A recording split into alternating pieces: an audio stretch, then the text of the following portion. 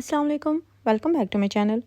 आज आपके साथ मैं जो शर्ट की कटिंग और स्टिचिंग शेयर करने जा रही हूँ बहुत सिंपल सी, और ये ए लाइन शर्ट है। जस्ट ऊपर से चेस्ट की मेजरमेंट्स है, उसके अलावा कोई भी इसकी मेजरमेंट्स नहीं है। बिल्कुल सीधी स्ट्रेट वे, लेकिन है शर्ट ये फ्रॉक में नहीं है और ये लॉन्ग में आती है। तो जैसी ये मॉडल ने पहनी हुई है बिल्कुल वैसी ही हमने बनानी है। मैं आपको डिटेल इसकी बता देती हूँ कि ये जो फैब्रिक है ये कॉटन फैब्रिक है, और इसका जो नेक है ना वो इसके ऊपर ही एम्ब्रॉयडर्ड है, वो अलग से पैच जो है ना वो नहीं है। तो ये इसके फ्रंट का पीस है, इसके पीसेस जो है ना वो अलग अलग हैं। तो ये इसके फ्रंट का पीस होगा, इसके साथ एक्स्ट्रा बॉर्डर वगैरह जो है ना वो नहीं दिए हुए। फ्रंट के साथ, बैक के साथ और बाजुओं के साथ जो है ना वो बॉर्डर्स दिए हुए हैं। ठीक है, इसके साथ एक ही पैच दिया हुआ है जो कि ये बाजुओं के ऊपर हम इस्तेमाल करेंगे। तो ये बाजुओं का पैच है जो कि ऑर्गेन्जा के ऊपर अलग से दिया गया है, और बाकी सारा जो है ना वो प्रिंटेड है और कपड़े के ऊपर है। ठीक है, और अभी ये देखें जी, ये मेरे पास है इसकी बैक। बैक के साथ आप देख सकते हैं कि बॉर्डर दिया हुआ है, और मैं बॉर्डर जो है ना वो बहुत कम यूज़ करती हूँ। मुझे शर्ट के ऊपर बॉर्डर लगाना बिल्कुल पसंद नहीं है, तो मैं बॉर्डर को उतार ही देती हूँ। बहुत कम होता है कि मैं बॉर्डर को इस्तेमाल करूँ। तो ये आ गई इसकी बैक। अभी जितनी इसकी बैक की विड्थ है ना वो मैं सारी शर्ट के लिए इस्तेमाल कर लूँगी। इसमें से कपड़ा मैं नहीं निकालूंगी। जस्ट एक साइड से ये कन्नी जो है ना वो मैं उतार रही हूँ, बाकी को ऐसे ही रहने देना है, ऐसे ही इसको फोल्ड कर लेना है। अभी जितनी इसकी विड्थ है और जितनी इसकी लेंथ है वो सारी ही इस्तेमाल करूँगी।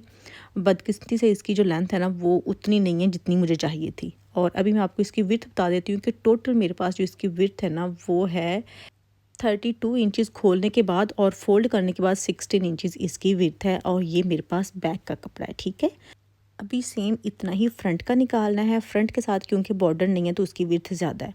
उसके बाद ये इसके बाजू हैं, बाजुओं के आगे भी बॉर्डर दिया हुआ है, लेकिन फिर से मैं इसको इस्तेमाल नहीं करूँगी। मुझे बॉर्डर बिल्कुल नहीं पसंद होता, तो ये मैं उतार दूँगी इसको। और फिर बाजुओं की जो डिज़ाइनिंग है ना वो करनी। इसमें बाजुओं की थोड़ी बहुत डिज़ाइनिंग है, क्योंकि आगे से इलास्टिक वाले हैं और उसके आगे जो है ना वो एम्ब्रॉयडर्ड पैच जो है ना वो भी लगाना है। तो इस वजह से ये वाला बॉर्डर जो है ना उसको मैंने उतार देना है। और इसके बाजुओं की लेंथ भी ये कम पड़ रही थी। जिस तरह से जो शर्ट की लेंथ है वो कम है, उसी तरह से इसके बाजुओं की लेंथ भी कम है। तो मुझे जो है ना यहाँ पे जॉइंट लगाना पड़ेगा स्पेशली बाजुओं के लिए, और जो शर्ट है ना वो तो फिर मैं कुछ नहीं कर सकती, उसको वैसे ही रहने देना है। अच्छा, अभी ये देखें, इसको मैंने फ़ोल्ड करके रखा है। जब भी आपका जो नेक है वो ऑलरेडी बना हुआ हो, जिस तरह से ये एम्ब्रॉयडर्ड सेंटर में ऑलरेडी बना हुआ है, तो फिर आपने क्या करना है कि सेंटर से फ़ोल्ड करके तो आपने शर्ट की चौड़ाई उतारनी होती है। अभी आप चेक करें कि ये मैंने इसके ऊपर बैक का पीस रखा हुआ है, और बैक के हिसाब से मैं फ्रंट को दोनों तरफ से थोड़ा थोड़ा कपड़ा जो है ना वो निकाल रही हूँ। अगर आप एक ही साइड से सारा कपड़ा उतार लें तो फिर इसका जो नेक है ना वो सेंटर में नहीं आएगा। और अगर नेक वगैरह इसके ऊपर नहीं है तो फिर आप एक साइड से सारा कपड़ा निकाल सकते हैं शर्ट का। ठीक है, और ये जो शर्ट है ना ये स्मॉल साइज़ के लिए भी परफेक्ट है और मीडियम साइज़ के लिए भी बिल्कुल ठीक है, क्योंकि इसकी कोई हिप कोई फिटिंग जो है ना वहाँ पे नहीं है। जस्ट इसकी चेस्ट की जो है ना मेजरमेंट्स वही हैं। अभी इसकी टोटल लेंथ मेरे पास 44.5 इंचज़ है, जो कि इतनी नहीं होनी चाहिए। 50 प्लस होनी चाहिए थी इसकी लेंथ, जो कि एंकल लेंथ तक हो तो वो ज़्यादा प्यारा लगना था। लेकिन क्योंकि कपड़ा ही इतना था तो इसकी लेंथ को हम इससे ज़्यादा बढ़ा नहीं सकते। और अभी क्या करना है कि इसकी मैं आपको फिर से विड्थ बता देती हूँ। ये देखें, फ़ोल्ड करने के बाद 16 इंचज़ की विड्थ है, और खोलने के बाद ये हो जाती है 32 इंचज़। तो इतना ही कपड़ा मैंने सारा लिया है। फ्रंट और बैक दोनों को मैंने फ़ोल्ड करके इस तरह से रख दिया है। ये देखें, शर्ट की फ्रंट भी है, और इसका जो नीचे वाला हिस्सा है वो शर्ट की बैक का है। अभी इसकी मेजरमेंट्स जो है ना वो मैं आपको बताती हूँ, और साथ साथ इसकी कटिंग करते हैं। सबसे पहले शोल्डर का निशान लगाते हैं, जो कि 7.5 इंचज़ होता है मीडियम साइज़ का भी, और ये जो साइज़ है ना ये स्मॉल मीडियम टाइप में आता है, तो इस वजह से 7.5 इंचज़ ही इसका भी शोल्डर होगा। स्मॉल साइज़ वाले भी 7.5 इंचज़ पहन सकते हैं। अभी जितना आपका शोल्डर होता है उतनी ही आर्म होल की लेंथ होती है, जो कि है 7.5 इंचज़। ठीक है, तो ये स्क्वायर बॉक्स बन जाएगा आपका। उसके बाद आता है चेस्ट का निशान। चेस्ट होगी 9.5 इंचज़। तो यहाँ पे 9.5 इंचज़ पे निशान लगा के आपने आर्म होल की गुलाई यहाँ पे दे लेनी है। ठीक है, इसके अलावा इसकी कोई भी आपने उस तरह से मेजरमेंट्स नहीं लेनी। जस्ट आपने क्या करना है कि चेस्ट के निशान पे आपने मेजरिंग टेप को रखना है, और इसको आपने तिरछा लेके जाना है नीचे दामन तक, यानी कि ए लाइन शेप आपने देनी है। ठीक है, तो मैं आपको ज़रा थोड़ा सा एंगल चेंज करके इसको दिखाती हूँ कि किस तरह से। ये देखें, यहाँ पे आपने रखना है, ऊपर चेस्ट पे पड़ा हुआ है और नीचे दामन तक ए लाइन शेप में आ जाएगा। तो आपने थोड़ा सा कपड़ा एक्स्ट्रा छोड़ के, तो जहाँ पे सिलाई लगेगी ना, या जितना हिस्सा आपके चौक में आ जाएगा फोल्ड होगा, वहाँ पे आपने निशान लगाने हैं, और एक्स्ट्रा कपड़ा छोड़ के फिर आपने कटिंग करनी है। ठीक है, तो अभी यहाँ पे निशान लगे हुए हैं, वहाँ से आपने मार्जिन लाजमी छोड़ना है, जो कि ये साइड में आएगा। जहाँ से हम चौक का कपड़ा जो है ना वो फ़ोल्ड करेंगे। मैं एक्स्ट्रा कपड़ा यहाँ पे कोई पलटा वगैरह नहीं लगा रही, तो यहाँ पे भी मार्जिन मैं छोड़ रही हूँ और ऊपर तक ऐसे ही आपने मार्जिन छोड़ के इसकी कटिंग करनी है, ठीक है। तो आपने यहाँ पे देखा है कि मैंने कोई भी फिटिंग का निशान नहीं लगाया, कोई हिप का निशान नहीं लगाया, जस्ट चेस्ट का निशान है और वहाँ से लेके नीचे दामन तक आपने इसको शेप देनी है, ठीक है। और जो ये आर्म होल वाला हिस्सा होता है, यहाँ पे आपने मार्जिन नहीं छोड़ना, इसको सेम उसी जगह से कटिंग करना होता है जहाँ पे आपने निशान लगाए होते हैं। और चेस्ट के निशान पे मैंने कट लगा दिया है और ऊपर से आपने तकरीबन आधे पौने इंच की इसको अरेब देनी होती है। और ये इसकी कटिंग ऑलमोस्ट कंप्लीट है। जस्ट जो फ्रंट वाला हिस्सा है ना उसको आपने डीप कट करना है आर्म होल से। ये भी तकरीबन पौने इंच का जो डीप कट है ना, ये लाजमी किया करें, उससे शेप जो है ना वो ज़्यादा अच्छी आती है। वैसे तो ये फिटिंग में है ही नहीं, लेकिन स्टिल मैटर करता है कि जो ऊपर से आर्म होल की शेप है वो कैसी आ रही है, ठीक है। तो ये अभी इसकी कटिंग जो है ना वो कंप्लीट हो गई है ऑलमोस्ट, लेकिन अभी थोड़ा सा दामन जो है ना वो रह चुका है। लेकिन यहाँ पे अभी हमने निशान लगाना है जितना हिस्सा सिलाई करना होता है। तो ये 13 इंचज़ का मैं निशान लगाऊंगी। चेस्ट से लेके ये हिप तक आएगा 13 इंचज़, इतना हिस्सा हमने सिलाई कर देना है और यहाँ पे निशान भी लगा देना है, ठीक है। उसके नीचे वाला हिस्सा जो है ना वो खुला ही रहेगा, जिसको हम फोल्ड करेंगे। आप चाहें तो कोई लेस लगा लें, पल्टा लगा लें, वैसे फोल्ड कर लें, वो टोटली आप पे डिपेंड करता है कि आपने इसको किस तरह से जो है ना वो स्टिच करना है। अभी यहाँ पर मैं आपको ज़रा ये हिस्सा भी मेजर करके दिखा देती हूँ कि ये मेरे पास 11 इंचज़ आया है, तो ये ज़्यादा ही है, तो मीडियम साइज़ वाले भी ये पहन सकते हैं। अभी क्योंकि ये ए लाइन है, तो ए लाइन का ऐसे करते होते हैं कि आपने इसको 3 इंचज़ की ये साइड से कटिंग करनी होती है। लेकिन ये इसकी चौड़ाई कम थी, तो इस वजह से इसको मैं 3 इंचज़ नहीं 2.5 इंचज़ की अरेब जो है ना वो दे रही हूँ, यानी कि इसके जो कोने हैं ना वो 2.5 इंचज़ उठा रही हूँ। ए लाइन में कोने उठाना ज़रूरी होता है, वो इस वजह से कि अगर आपने ए लाइन रखा हुआ है, उसके कोने आपने नहीं उठाए, तो वो ज़्यादा ज़मीन की तरफ लटकना शुरू हो जाते हैं। तो अगर तो आपको लटकते हुए कोने पसंद है तो फिर आप रहने भी दें, वो आपकी चॉइस है कि आपको किस तरह से पसंद है। और अगर आपको ऐसे चाहिए कि बिल्कुल सीधे सीधे आए हैं, थोड़े से साइड को उठे हुए हों, तो फिर आप इसको थोड़ी सी साइड से कटिंग कर सकते हैं, जिस तरह से ये मैंने की है, ठीक है। तो अभी इसका ये देखिए फ्रंट इस तरह से इसकी कटिंग कंप्लीट हो चुकी है और ये इसका नेक जिस तरह से बना हुआ है कढ़ाई के साथ, बिल्कुल वैसे ही हमने नेक बनाना है, क्योंकि आप यहाँ पे एक्सपेरिमेंट नहीं कर सकते, कोई और डिज़ाइन नहीं बना सकते, स्पेशली तब जब इसका नेक ऑलरेडी बना हुआ हो।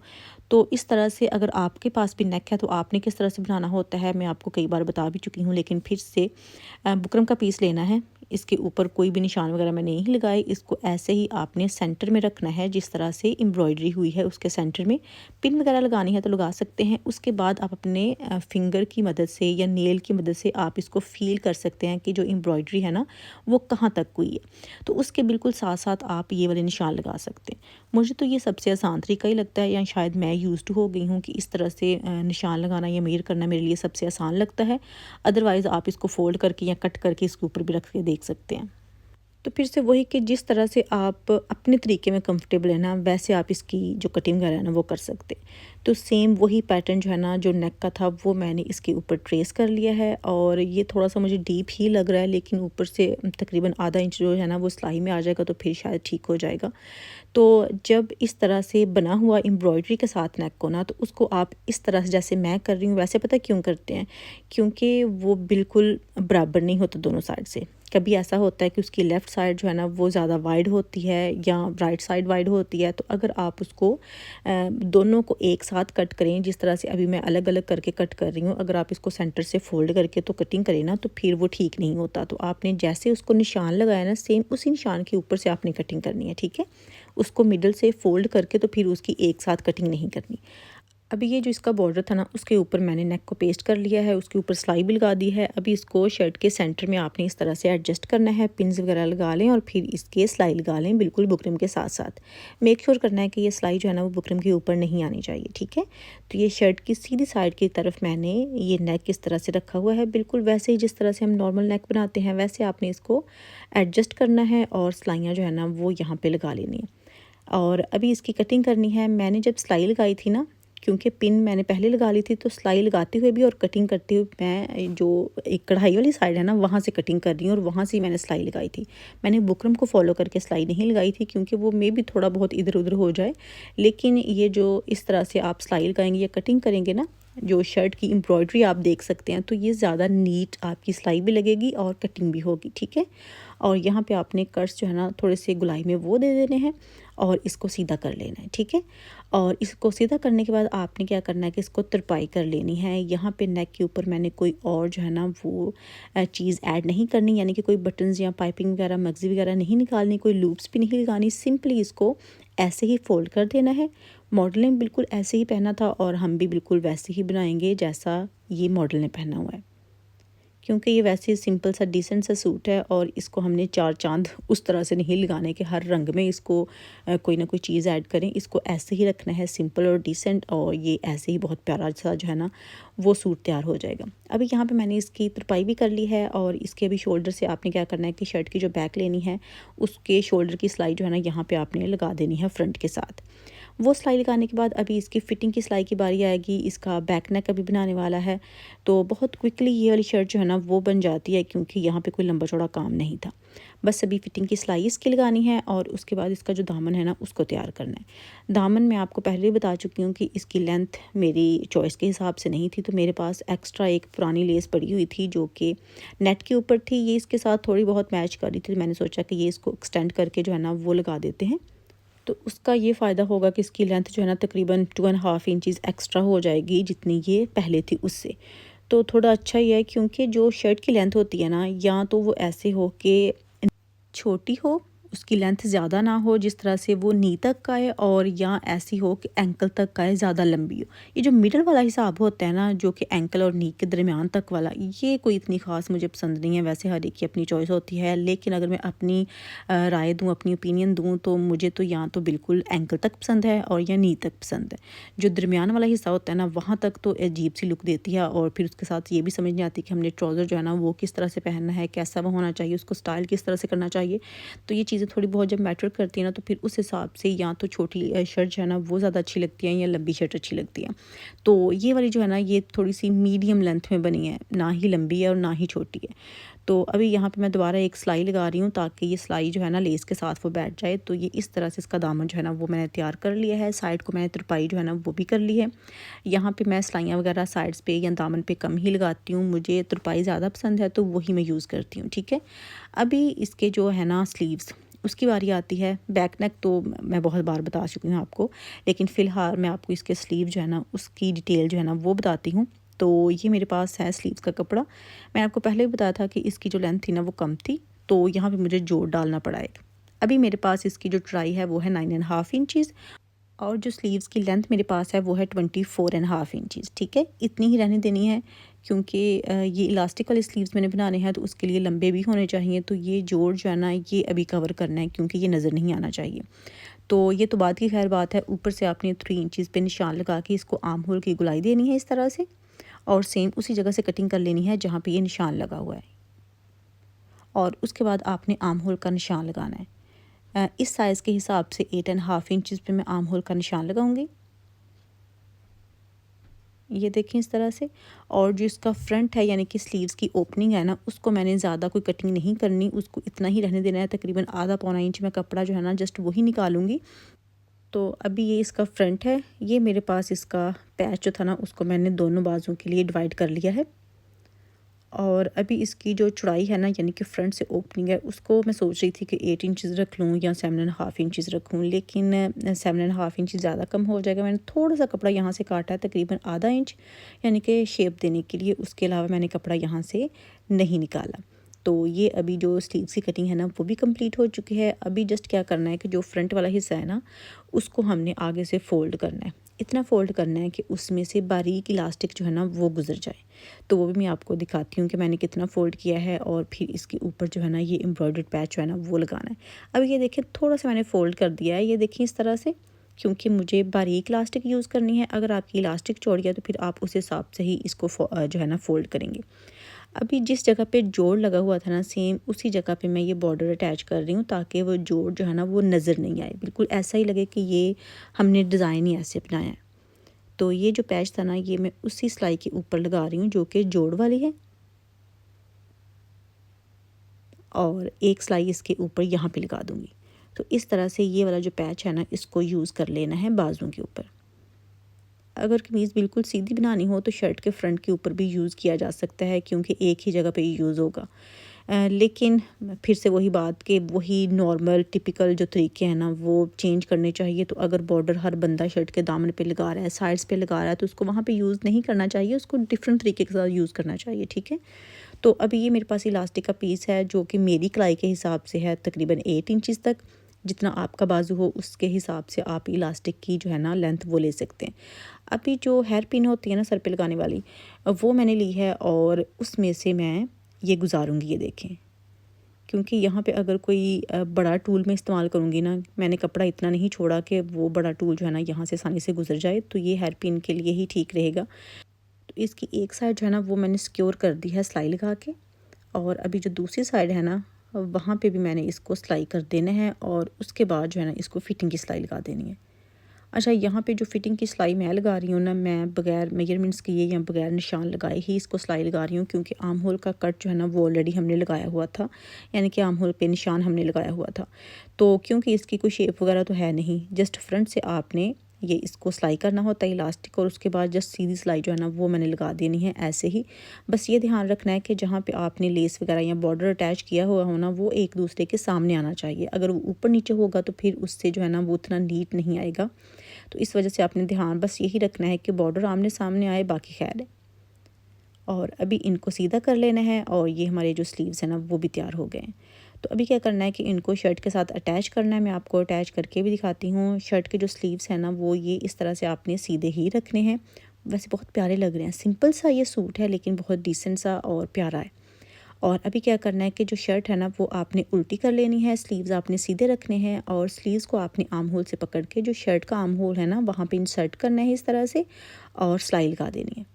मैं आपको सिलाई लगा के भी दिखाती हूँ कि आपने सिलाई किस तरह से करनी है। देखें बिल्कुल बराबर आता है। मुझे बहुत बार ये सवाल आता है, मैं बहुत बार आपको बता चुकी हूँ कि मुझसे अक्सर पूछा जाता है कि आप जो शर्ट है ना उसके आर्म होल की डीप कट करती हैं, लेकिन जो बाजुओं का आर्म होल है वहाँ से डीप कट नहीं करती। तो क्या जब इसको लगाते हैं शर्ट को बाजुओं के साथ या बाजुओं को शर्ट के साथ तो वो छोटे बड़े नहीं होते? बिल्कुल भी ऐसा नहीं होता। मैं आपके सामने ही ऑलमोस्ट हर बार लगाती हूँ। तो ये जब भी मैं सिलाई लगाना शुरू करती हूँ, मैं ऊपर शोल्डर से सिलाई लगाना शुरू करती हूँ और फिर इसको घुमा के शोल्डर तक ही लेके आती हूँ। ऐसे सिलाई लगाएंगे तो बिल्कुल भी आपकी छोटी बड़ी सिलाई जो है ना वो नहीं आएगी। आपका बाजू जो है ना वो आपका जो शर्ट का आर्म होल है वहाँ पे बिल्कुल पूरा परफेक्ट आएगा, कहीं से भी छोटा बड़ा नहीं होगा। यहाँ पे आप देख भी सकते हैं कि आपके सामने मैंने सिलाई लगाई है, यहाँ पे कोई भी कट जो है ना एक्स्ट्रा मैंने नहीं छोड़ा। तो ये इस तरह से सिलाई पूरी आ जाएगी बगैर जोड़ के। मैं आपको सीधा करके भी दिखाती हूँ बाद में, लेकिन फ़िलहाल जो है ना जब मैं ये सिलाई लगाती हूँ मैं साथ ही इसको ज़िग ज़ैग कर लेती हूँ। उससे ये होता है कि धागे वगैरह नहीं निकलते, ओवरलॉक ऑप्शन मेरे पास नहीं होता, तो इस वजह से फिर मैं साथ साथ ज़िग ज़ैग ही कर लेती हूँ। उससे सिक्योर हो जाते हैं धागे, बार बार नहीं निकलते। तो इस वजह से फिर मैं एक ही टाइम में दोनों काम जो है ना वो कर लेती हूँ। जैसे मैंने शोल्डर की सिलाई लगानी होती है वैसे ही मैं वहाँ पे भी ओवरलॉक कर लेती हूँ। अभी आप चेक करें कि सिलाइयाँ भी आमने सामने आई हैं और जोल भी कहीं पे भी नहीं आया, ठीक है। परफेक्ट सिलाई यहाँ पे आ गई है। तो ये होगी इसकी फ़ाइनल लुक। इस तरह से शर्ट हो गई है तैयार, बहुत प्यारी डिसेंट सी और सोबर सी लग रही है। आप स्लीव्स के चेक करें, मुझे इसके स्लीव ज़्यादा अच्छे लगे हैं।